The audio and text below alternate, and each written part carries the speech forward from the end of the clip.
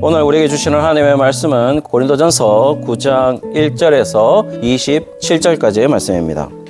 성도님들, 오늘 말씀은 상당히 의미 있는 말씀입니다. 그리고 오늘 본문의 전 본문에 우상에게 바쳐진 제물을 먹는 문제에 대해서 이야기를 했습니다. 그리고 그런 제물을 먹을 수 있는 자유가 있다면 믿음의 약한 자들이 그 모습을 보고 걸려 넘어질 수 있으니까 그 자유를 당연히 제한한다라는 얘기를 오늘 본문, 바로 전 본문은 그 얘기를 하고 있습니다. 그러면서 그런 개인의 자유를 제한해야만 하는 이유, 근본적인 이유를 오늘 본문에서 이제 알 수가 있는데요.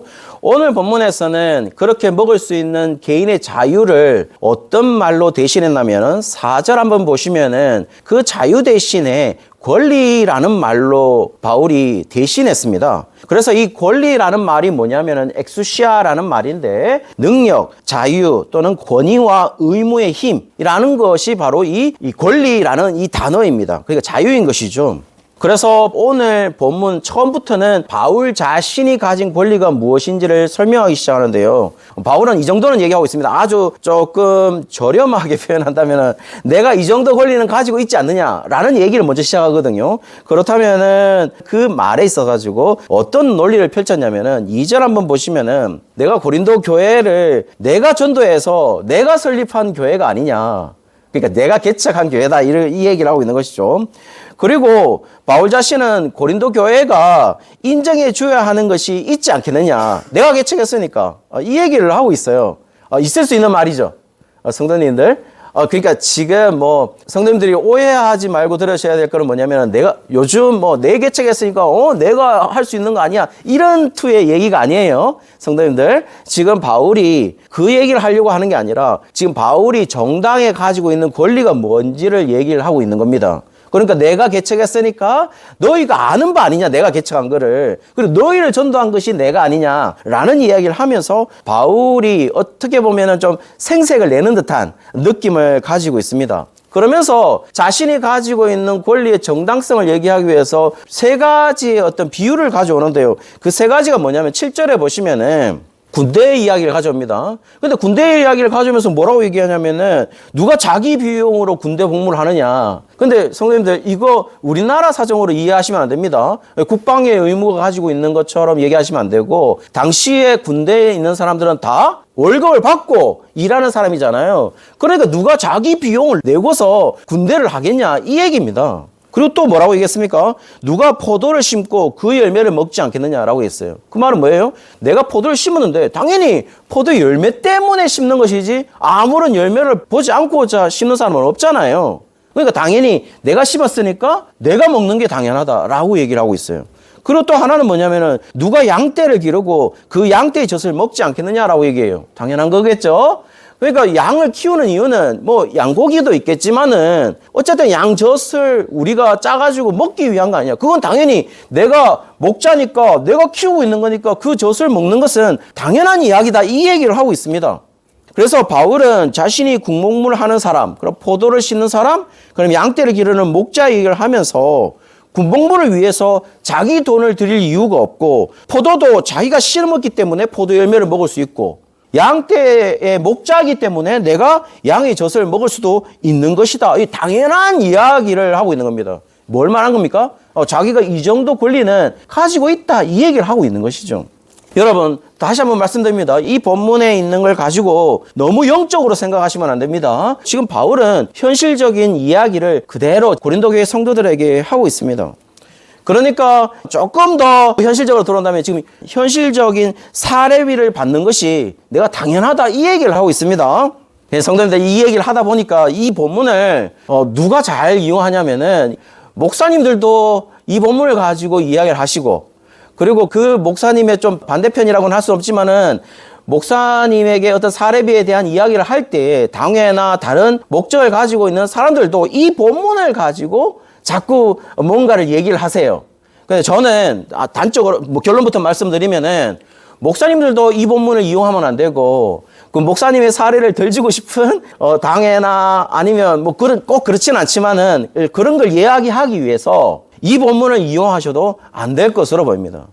어쨌든 지금까지는 바울이 자신이 가지고 있는 권리에 대한 이야기를 했고 그 권리가 그러니까 현실적인 사례비죠. 사례비를 받는 게 왜 정당하냐라고 얘기를 했을 때 율법도 지지를 한다 이 얘기를 하고 있어요. 9절 한번 보시면은 곡식을 밟았더는 소에게 망을 씌우지 말라라고 기록했다는 거예요. 율법이. 모세 율법이 그렇게 기록하고 있다고 그랬잖아요. 어디에 나오냐면은 신명기 25장 4절에 나옵니다. 곡식 떠는 소에게 망을 씌우지 말지니라 이렇게 똑같은 거예요. 이 말이 뭘까요? 여러분 그냥 그대로입니다. 소가 농사를 지음에 있어가지고 중간에 곡식 떨어져 있어가지고 소가 먹을 수도 있잖아요.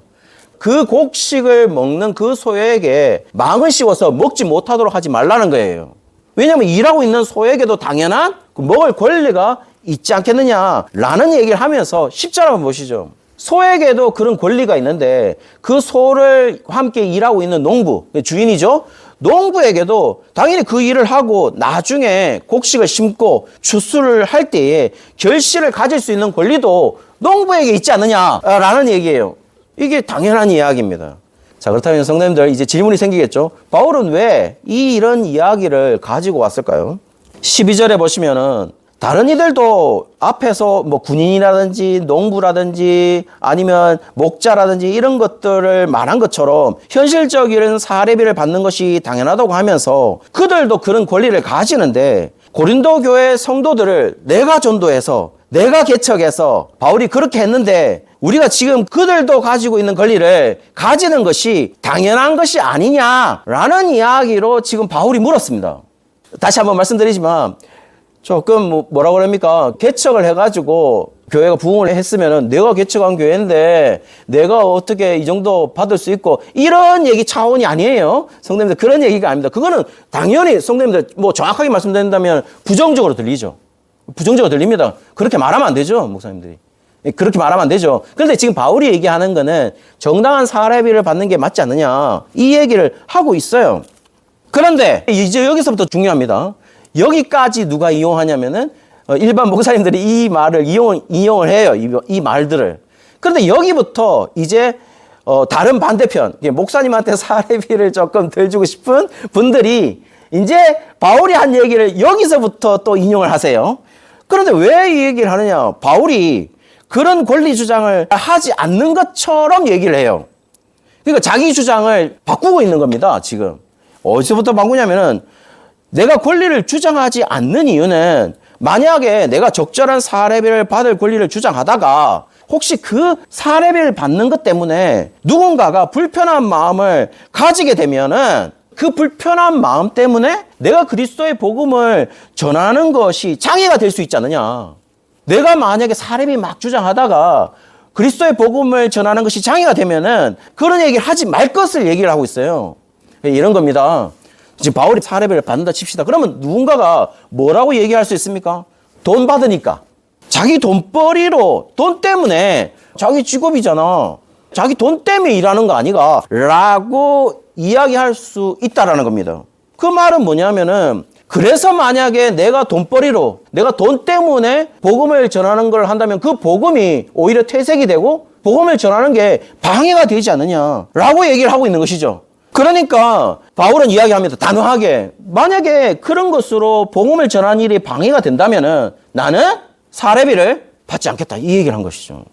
그리고 그런 상황이라면 내가 사례비를 받지 말아야 된다라는 그 이유도 설명하고 있습니다. 13절에 보시면 성전에서 일하는 자는 성전에서 나는 것을 먹는다. 이렇게 얘기를 하고 있어요. 그리고 재단에서 일하는 자는 재단을 함께 나누어서 먹는다라고 얘기했습니다.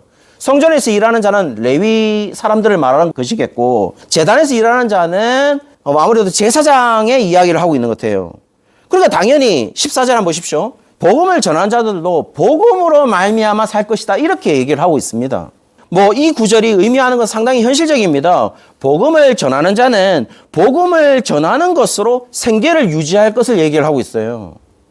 성도님들 다시 한번 말씀드립니다. 아까도 계속 제가 말씀을 드린 것처럼 목사님들이 사례비 때문에 이 본문을 이용해도 안 되고 그리고 또 목사님의 사례비에 대해서 뭔가를 얘기하기 위해서 다른 부분에서 특별히 당회나 이런 부분들이 이 본문을 이용해서도 안 된다고 저는 얘기를 하는 겁니다. 왜냐하면 이 본문에서 지금 바울이 얘기하는 건 굉장히 정상적인 방법을 얘기하고 있는 겁니다. 아주 정상적이고 극히 상식적인 이야기를 하고 있는 거예요.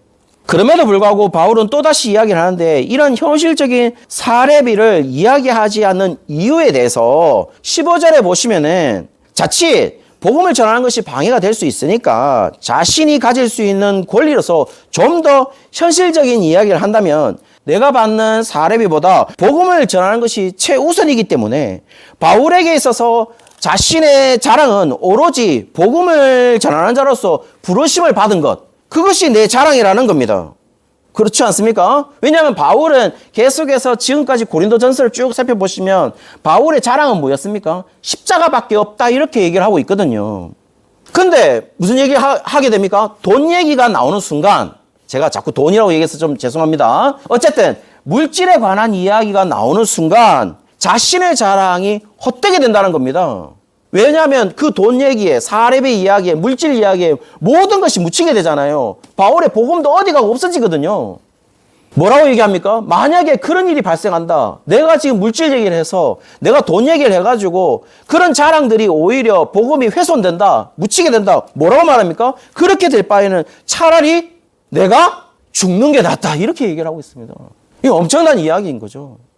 따라서 지금 바울의 자랑은 아주 핵심적인 게 뭐냐면은 분명히 십자가가 맞습니다. 그런데 바울의 자랑은 어떤 걸로 지금 더 얘기하고 있냐면 고린도 교회 성도들에게 복음을 위하여 내가 가지고 있는, 충분히 가지고 있는 그 권리를 포기하는 것이 오히려 내 자랑이다. 이렇게 얘기를 하고 있는 겁니다.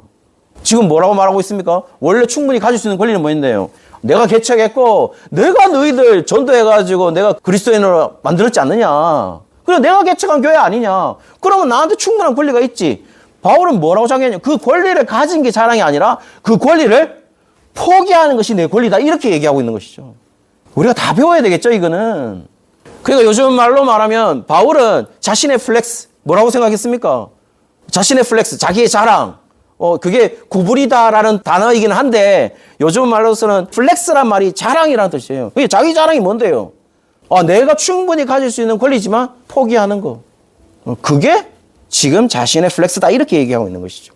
그러면서 16절에 보시면은 복음 전하는 일을 부득불할 일이다 라고 얘기를 하고 있습니다. 복음 전하는 일은 부득불할 일이라고 해서 필수 불가결한 당위성을 가지고 있다는 거예요. 내가 하고 싶어서 하는 일이 아니라는 거죠. 바울의 존재 이유가 바로 이 복음을 전하는 일이다. 이렇게 얘기하고 있습니다. 급기야는 뭐라 합니까? 내가 복음을 전하지 않으면 자신에게 화가 있을 거다. 이렇게 얘기를 하고 있습니다.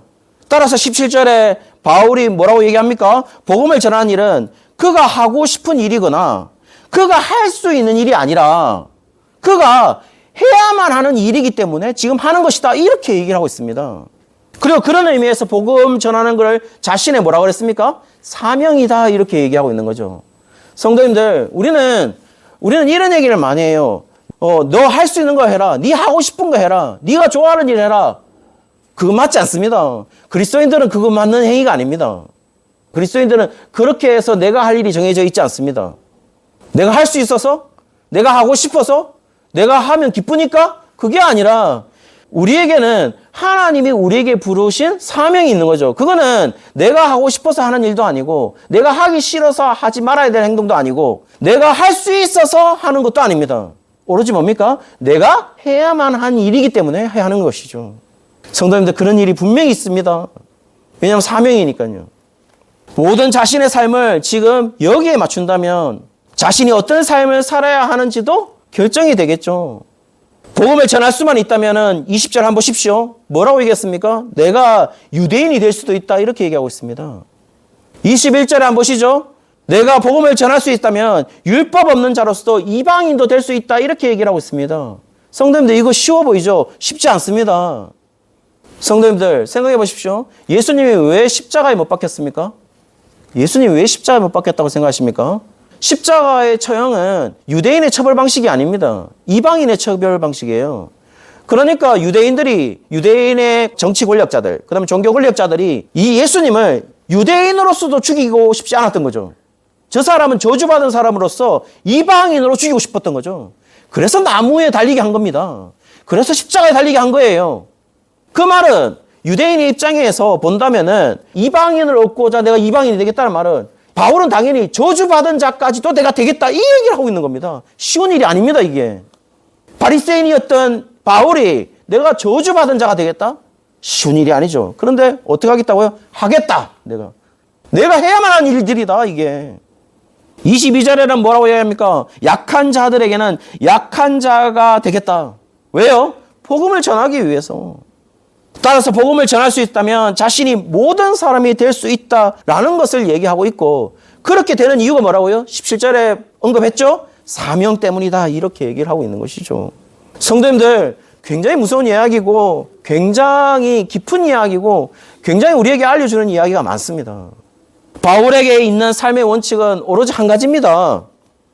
그 원칙을 위하여 모든 것을 절제하고 모든 것을 희생하고 있는 거죠. 모든 것에 뭐가 들어가 있습니까? 내가 좋아하는 거, 내가 할 수 있는 거, 내가 기뻐하는 거, 모든 것을 절제하겠다는 겁니다. 무엇을 위해요? 내가 해야만 하는 일을 위해서. 그 해야만 하는 일이 뭐냐? 23절에 삶의 원칙을 얘기합니다. 복음을 위하여. 복음을 위하여. 그러면서 자신의 그 복음을 위하여 살아가야 될 모습을 이야기하기 위해서 당시 고대 고린도 지역에서 2년마다 이스미아 경기대회가 열렸거든요. 체육대회입니다. 체육대회가 열리는데 올림픽 같은 체육대회죠.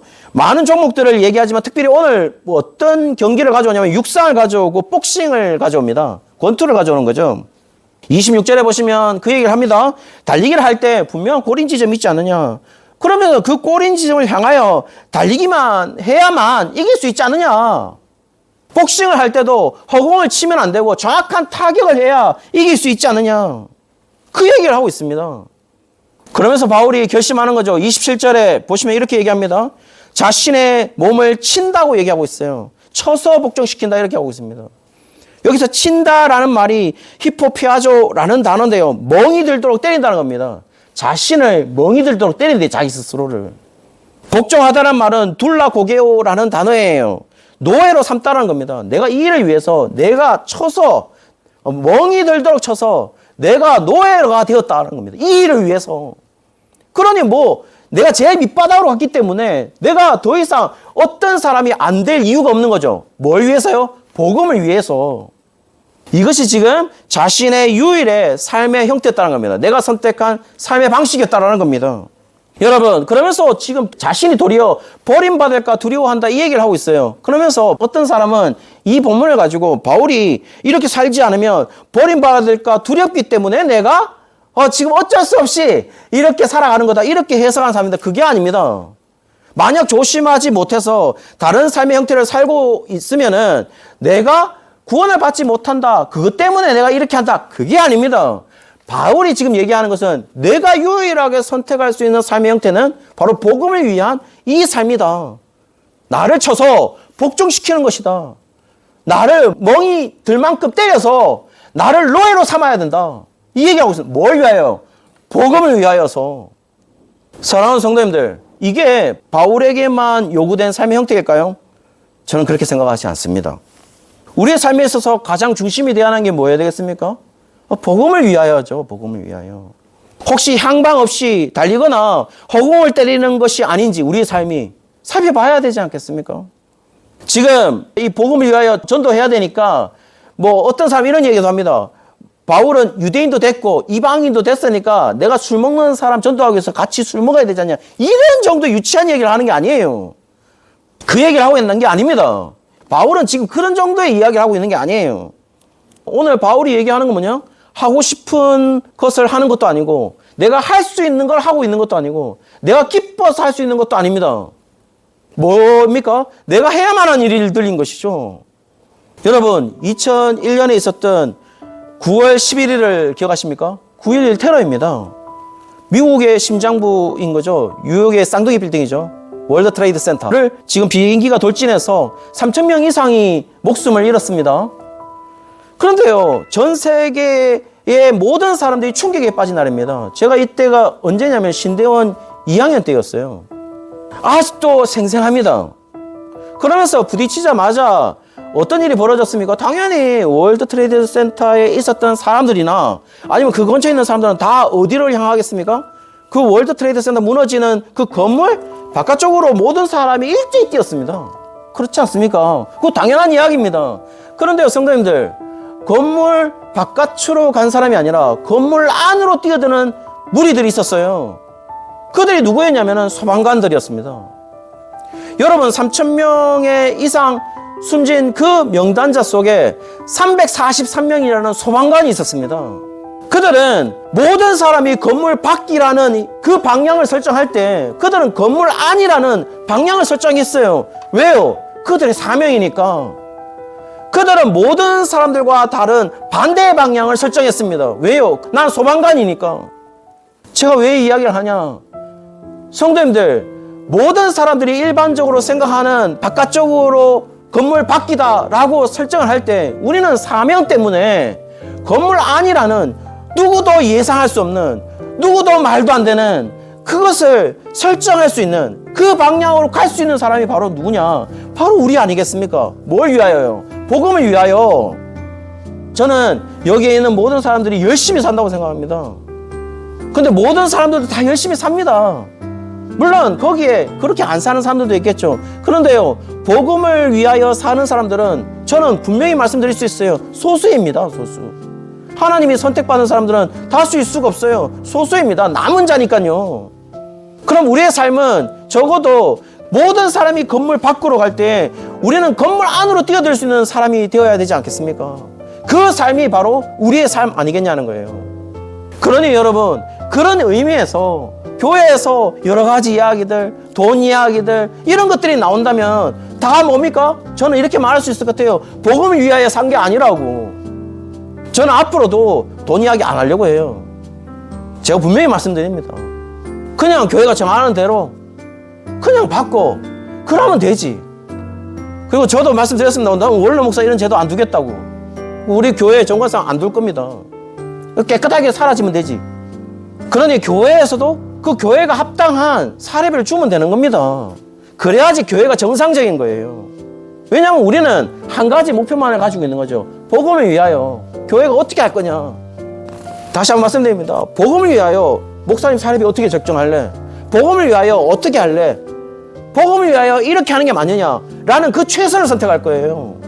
우리 공동체가 그렇게 하는 게 맞지 않습니까? 사랑하는 성도님들, 월요일 삶이 시작되는데 저는 우리 성도님들 여기에 있는 모든 사람이 정말 열심히 산다고 생각합니다. 저보다 훨씬 더. 근데 복음을 위하여 우리가 거기에 가치를 더 두고 우리가 열심히 살아간다면 하나님이 우리에게 맡겨진 사명을 감당하는 그리스도인으로 우리가 설 수 있지 않겠느냐. 그런 그리스도인이라는 명예를 지켜가며 살아가는 그 교회 모든 성도님들 되시기를 주의 이름으로 축원합니다.